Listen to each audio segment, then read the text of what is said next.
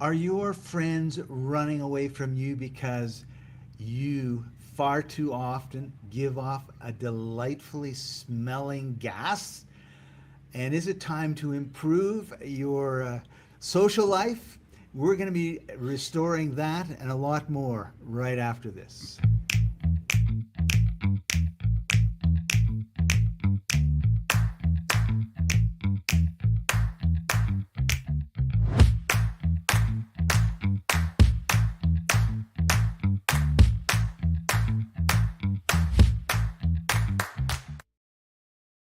Welcome, everybody. This is the Life Enthusiast Health Shots podcast, restoring vitality to you and the planet. I'm your co-host, Scott Patton. Joining me, as usual, health engineer Martin Pytela. Hey, Martin, how are you doing today? Um, good. My situation is very peaceful here. No rumbling. No rumbling. Sometimes mine is, sometimes mine isn't. And but we thought we would be talking about this. Before we get into it, we want you to know that we specialize in helping people escape the industrial food and drug trap. By understanding your unique genetic blueprint, you can turn chronic degenerative problems into stories of restoration and pain-free living. This is not a fantasy. This has happened to many, many people all around the world just by taking control of their health instead of just listening to what everybody tells them and or believing everything that they're told instead of doing your own research. So with that, today we're going to be talking about why gas and bloating happen. We're going to be talking about stomach acid, some bacteria that's in the wrong place, stress. Is there a time we don't talk about stress, Martin? And some practical strategies. Yeah. Well, let me make it really dead simple. Fiber makes farts. But we're supposed Right. to get fiber. And we are, right? But it's complicated, right? So let's start at the beginning. You can be either smelly or not smelly. You're either making carbon dioxide, which is fermentation. You know, when you're making wine, Right. carbon dioxide is escaping. You could be bloated but not smelly. And that usually happens when you underdigest carbohydrates. And there's a lot of carbohydrates for the microbes to process, and they make gas. They're The other fermented. gas that you could be making is either hydrogen or methane. They also don't smell. But then there's the smelly one, the one that smells like rotten eggs, that's hydrogen sulfide. Right. And then there is the one that smells like something died in there, and that's the mercaptans, that's the putrescine and cadaverine and all of those crazy names of things dying. Right. So So that's the welcome, big George. technical, yeah. Just wanted to say a quick hi, George. Happy to see you. Anybody, if you've got some comments or questions, put them in because we are live. We are not AI and we're not recorded, and we answer them as we go. So Yeah. with that, we're going to go at a quicker clip than we normally do because we don't think we can get through the whole story before our half hour is up, and we want to respect your time and Martin's time. So bloating is not a single condition. Yeah, that's right. And some of it is odorless and some of it is very noticeable, right? So is it? Well, whatever it is. If you are smelling sulfuric things, that's proteins getting all the way to the back end, Y- right? Martin, you reminded me. My son makes homemade ice cream, and he was opening the container, and it was chocolate. I'm standing beside him, and I'm going, "Oh my God, that smells terrible!" And he looked at me and he said, "That's not the chocolate, Dad." Poor guy. Anyway, and so when you have the wrong microbiome happening in the gut, that's when you have smelly things. But it doesn't start there, right? There we go. Smelly. Protein putrefaction, which is the problem is happening at the back end, but it's starting at the front end in the stomach. Yeah, your sound is off. There, and then there's the post meal swell, which is the expansion. It doesn't smell bad. That's the small intestine, and you have essentially the wrong microbiome happening there. And then there is the stress related thing. When your sympathetic dominance gets its upper hand, you're not healing fast enough, and you're swelling because your body is actually being injured. So there are clues, and then you need to follow those clues to find out what exactly the problem is you want to fix. Yeah. And Martin, I don't know if we're going to be talking about this a little bit later, but this is a good time to bring in when you've got something like acid reflux and, oh man, I've got all this burning acid in my throat, and so I'm going to drink a bunch of milk or eat some ice cream or yogurt, something that's basic to battle the acidity. And the problem is not that you're too acid, but that you're not acid enough. Yeah, this one is the biggest fallacy of the Western medicine. Uh, if you have it once in every while, you can easily overcome it with some baking soda or with some calcium, like Tums. Just eat some chalk, calcium carbonate. It will neutralize the acidity, and it will push the problem downstream.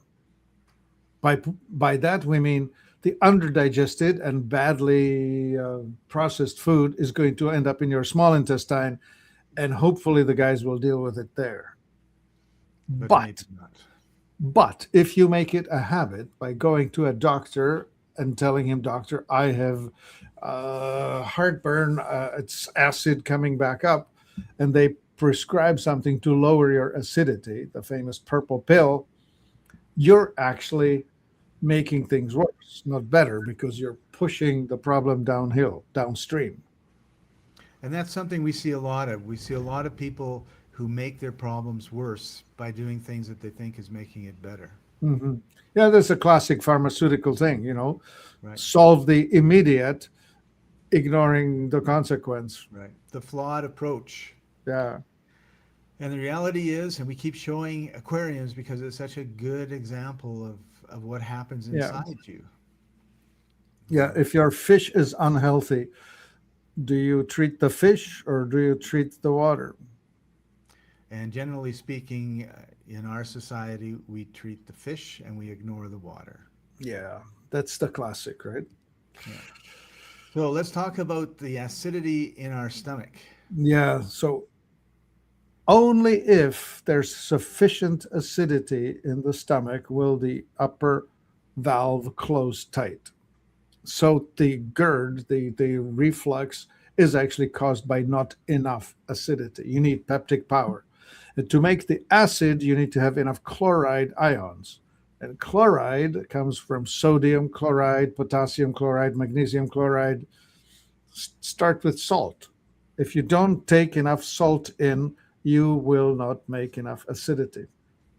And all my life, Martin, all I heard was, Don't Scott, salt. you're eating too much salt on TV and Oh yeah. and it's just like, Yeah, that's that fallacy of the sodium retention. The problem is this: stress and cortisol causes retention of sodium, which causes a rise in blood pressure. The problem is not the salt. The problem is the retention of the sodium, which is caused by stress. yeah. Yeah. So Well, make anyway, sure you so get enough salt. the PPE, it causes vitamin B12 and zinc deficiency. The B12 makes you tired and stupid. The zinc gives you immune challenges, which will include cancer. I remember a friend of mine, very good friend of mine, who was married to a doctor, so I couldn't offer any advice because Mhm. the doctor was the authority. Right. Had him on a PPE for 30 years. It's supposed to be no more than 6 weeks. But Oh, because he was suffering with indigestion, he continued. Well, so I wrote to him saying, I see the signs of vitamin B12 deficiency last I saw you. It's like that. He says, well, it's worse than that. I'm dying of lung cancer. oh no. That's the zinc and the immune system and all of that thing going to hell. Right. Yeah. Okay, let's look at the putrefaction cascade. Right. You So have if you have weak weak acid, you don't decompose the proteins well enough. And so that underdigested protein, especially if you take an antacid, will make it into the small intestine still in the wrong state, underprocessed. And that's what's going to rot in the intestine. So if it's rotting, we're going to be smelling it. Oh yeah. So that's really like a clue. Here's a problem, and you need to Yeah. talk to your health coach. Yeah, let's make it really plain. If you produce smelly gas, your stomach is the problem. And you can do something about it. Oh yeah, you can acidify. We actually have, if you want to highlight the product, it's called HCl Guard. It will up the peptic power dramatically. Let me bring it up. Yeah. Anyway, so this HCl Guard, it's betaine HCl plus some pepsin. So it's not just, like you can buy plain betaine for $20. This one is double, but it has more stuff to it, and it's actually really highly effective. Awesome. There it is. We'll put the link in the description and in the show notes. Yeah. And let me just get back. Okay, and then the next slide. Yeah, we're now past the stomach. Now, now we have the SIBO, small intestine bacterial overgrowth and fungal overgrowth. So if you have bacterial overgrowth, you see, here's an interesting thing. So you have a sphincter at the top of the stomach. If you have gas in the stomach, you're going to burp. It's going to go upstream. Now, if you have the wrong kind of gas in the large intestine, there is a valve between the large and the small intestine, and it's going to burp upstream. It's called IC, ileocecal valve. And if it stays open, and it can stay stuck on open, you will be actually regurgitating large intestine content upstream. There are those arrows showing it, but they are actually in the wrong location. They should be shoving it out of the blue thing into the yellow thing. Right, right. Yeah. Anyway, so when you have that, it's the opposite travel of these microbes. They should not be going upstream. They should be only going downstream. So let's talk a little bit about the healthy food paradox. Fiber makes farts. Yeah. And so you need to eat high fiber food, but at the same time, you are ingesting prebiotics. The prebiotic is the fibrous stuff that the microbes live on and thrive on. And this is where the meat eater or carnivore diet gets its popularity. Because when you start eating low fiber diet, the microbes die down and the bloat goes away. Right. And then we have our biological cleanup crew. Oh, yeah. We need to have enough bile to get into the gut to deal with fats. And bile is made from bitter foods. So if your salads don't have enough bitter leaves in it, you will not be making enough bile. Right. So part of the lesson is not everything you eat needs to be sweet and, oh, I'm so happy I'm eating this, because oftentimes those foods cause more problems than they solve. Yeah. And we're looking at you, potato chips and Coca-Cola. You know what Germans did? They invented schnapps. It's the herbal bitter stuff. They sweeten it and make it with alcohol, so you take a shot of it before a meal.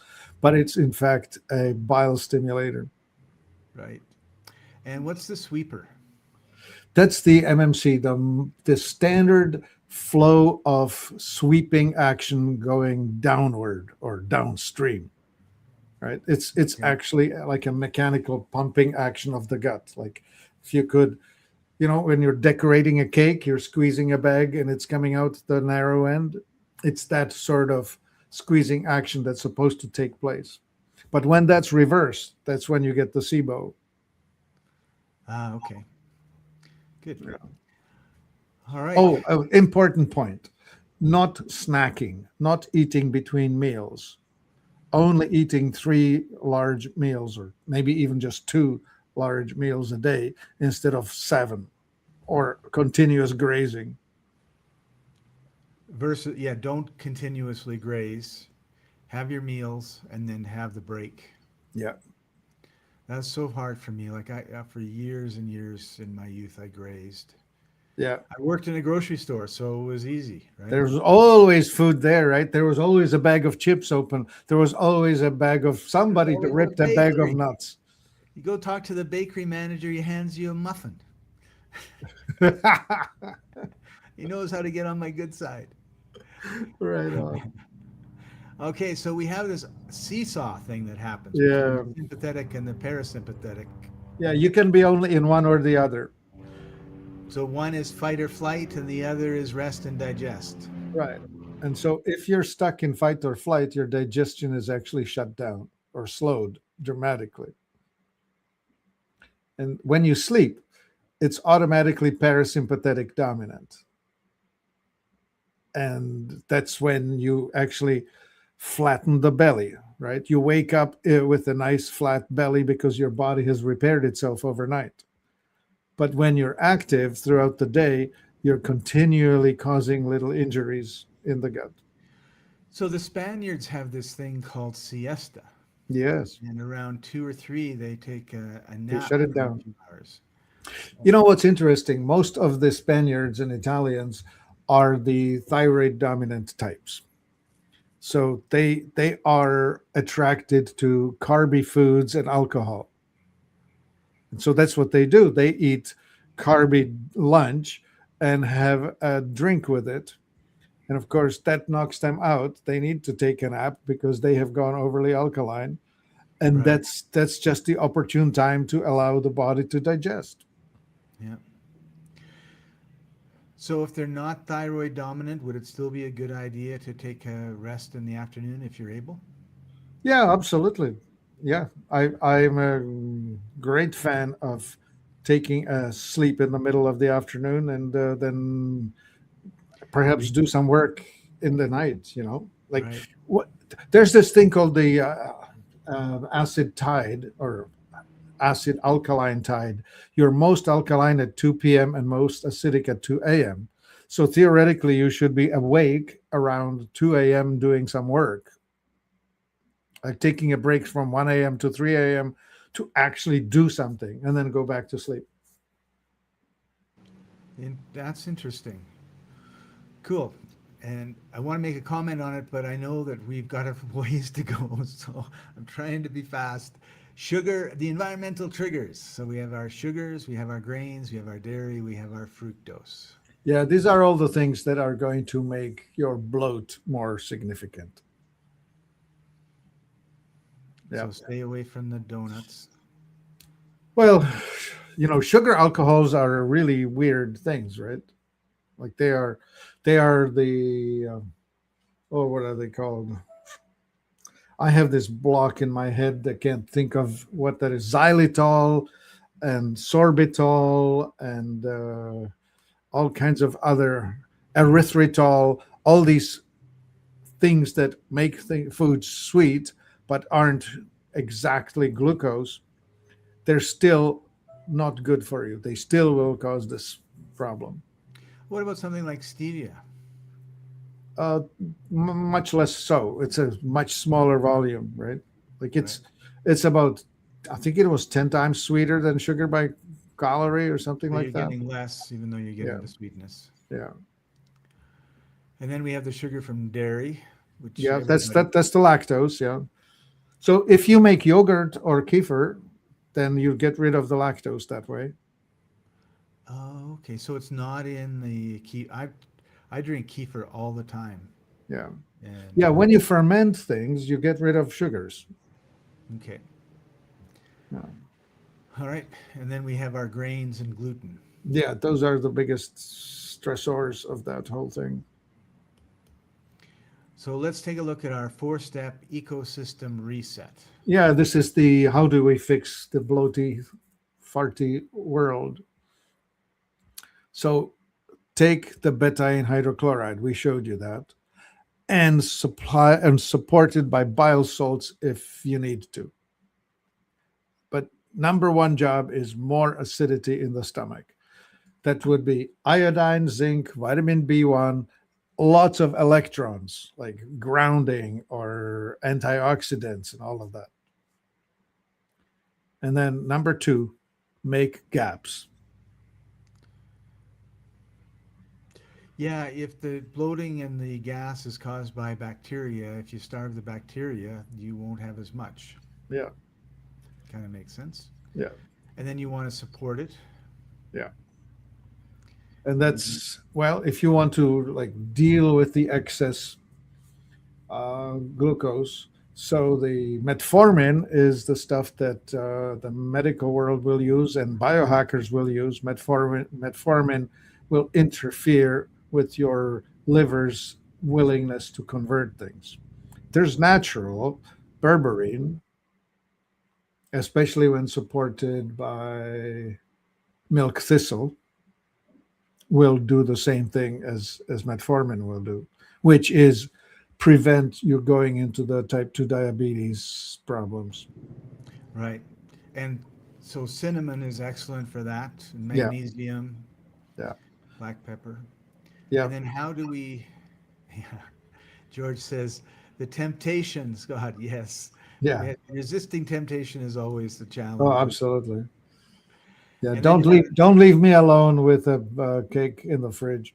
That's right. Yeah. And now we want the 4th step is the vagus nerve. Yeah. And And that's there's really getting rid of stress, right? yeah. Yeah, absolutely. And the vitamin B1 is really helpful. If you find yourself with low energy and stressiness and digestive problem, 100 milligrams of vitamin B1 will go a long way. And breathing through your nose, slowing things down. Yeah, diaphragmatic breathing. There's lots of like meditational breathing that you can do, right? Yeah. In one nostril, out the other one, and vice versa. And yeah, and especially the deep, slow exhalation, right? Inhale on 4, exhale on 8, or something like that. Right. So we don't want to just treat the symptoms. We want to restore the right signals, fix the environment. Yeah, classic, right? Always do not treat the presentation. You know, when the dog is barking, you don't want to cut his voice cords. You want to train him differently. Or find out why he's barking, because maybe there's a big bear about to eat your chickens. Yeah, something like that. You know, it's the same old story, right? Like we talk about all the time. You're driving your car, the engine light comes on, you take your gum, you stick it over the engine light so you can't see it. Yeah. You know, Problem solved. Problem solved. Now I don't have that engine light on. Yeah. And that's not right. Yeah. So we want to take a look at a couple products. Sure. So shall we go with the? Well, so if the HCl didn't fix it in the stomach, add to it an enzyme. So holozyme is made by the same company. It's a beautiful digestive enzyme, well put together. We have several digestive enzymes, but this is an example of one that has had a lot of thought put in it. You need to have all the bits in it to digest the proteins, fats, fibers, all the different forms. Like there are different enzymes like amylase, lactase, blah, blah, blah, whatever. You know, I can recite the names of it, but it's the complexity of the food and being able to take it apart. When you cook food, you're causing the enzyme level to drop. So you need to supplement that when you eat cooked food. Right. And shall we look at the tributylene? Yeah, right. And so if you are not digesting the stuff at the back end, if you have consistent problems, whether you're diarrhea or constipation, switching back and forth, if regularity is an issue, if the smell is an issue, if the immune system is an issue, you're not making enough butyric acid, beta, hydroxy beta, beta hydroxybutyrate. Anyway, this is the supplement that you would want to take for that. Right. And let's take a look at Philamate next. Philamate is a short chain fatty acid supplement which is going to fix your large intestine problem. There was another one that you skipped, which is bicarbonate. So if you are not digesting well, the bicarbonate is the stuff you take just before bedtime that's going to set the pH correctly. I will soon start making available a pH paper for people to check their saliva, their urine, and their poop. And once you understand what you're doing, you'll be able to self-diagnose, decide which part of your system is off and what to take. The carbamate is great for fixing the bloat in the small intestine. That's the bloat around your belly button. And the other one, the Philamate, that's the one that fixes the bloat that's further down in the large intestine where you're having this explosive gassiness. Right. So there's a natural, all natural, non-toxic way to look after your digestive system. Absolutely. Yeah. Yeah. And then once you do that, then you will extract more nutrients out of the food. So you will be actually rebuilding your body correctly all the time. And feeling better. And you will feel energetic rather than barely pulling through the day. Right. Awesome. Well, congratulations, Martin. We didn't think we would get through it when we were looking at this before, but we pushed it and yeah, you forced me to not get into sidebars. Yeah. Try not to tell too many stories. Yeah. But the stories are important because when people see that other people have been able to change their lives, then it gives them hope that they can change it as well. Yeah. And so George brings up brewer's yeast. Of course. Well, that's an awesome source of vitamin B, the whole complex of it. It's a phenomenal, wonderful thing. Yeah. So what do you do with brewer's yeast? Like for me, I think of yeast, I need to make bread. So what? Okay, so the brewer's yeast is slightly different from the baker's yeast, right? Brewer's yeast is what you make beer with. Anyway, Saccharomyces cerevisiae is what this is.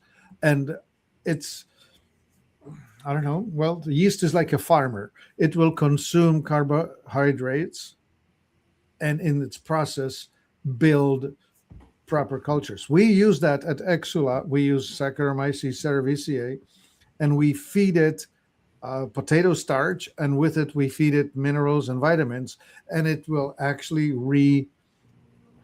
reformat the ordinary into bioavailable. It's quite something.